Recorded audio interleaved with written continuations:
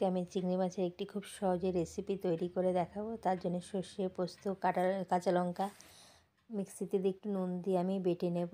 আর নুন হলুদটা মাছের মধ্যে মাখিয়ে নিচ্ছি, আর কড়াইতে তেলটাও গরম বসিয়ে দিয়েছি। এখন মাছগুলোকে ভেজে নেব।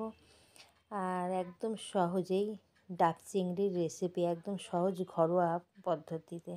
এবার ডাবের মালাইগুলোকে আমি নিয়ে নিয়েছি, এটাকে ভালো করে মিক্সিতে পেস্ট করে নেব।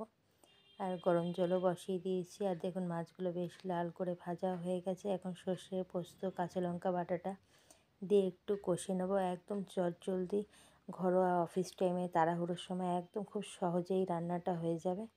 আর একদিকে এটা কষেও গেছে, এর মধ্যে এবার আমি ডাবের শাঁসটা দিয়ে দেবো। দিয়ে ভালো করে আবার কষিয়ে নেড়ে চেড়ে নেব।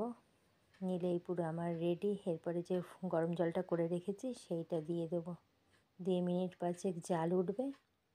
আর যেহেতু ডাবটা একটু মিষ্টি আছে, একটু কাঁচা সর্ষের তেল দিলাম, 3টে কাঁচা লঙ্কা আবার দিয়ে দিলাম। আর সামান্য 2-4 দানা মিষ্টি দেবো নুনের ব্যালেন্সটা করবার জন্য। আর এখন আর একটু ফুটিয়ে নিয়ে আমি নামিয়ে নেব। আমার ডাব চিংড়ি পুরো ঘরোয়া পদ্ধতিতে রেডি হয়ে গেছে বন্ধুরা। আর আপনাদের কীরকম লাগলো অবশ্যই কমেন্ট করে জানাবেন, লাইক করবেন, শেয়ার করবেন। পরে একটি সুন্দর ব্লগের সঙ্গে দেখা হবে। আর দেখুন তেল ছেড়ে দিয়েছি, এবার আমি নামিয়ে নেব। সার্ভ করে দিয়েছি। কীরকম লাগলো অবশ্যই কমেন্ট করে জানাবেন। টাটা।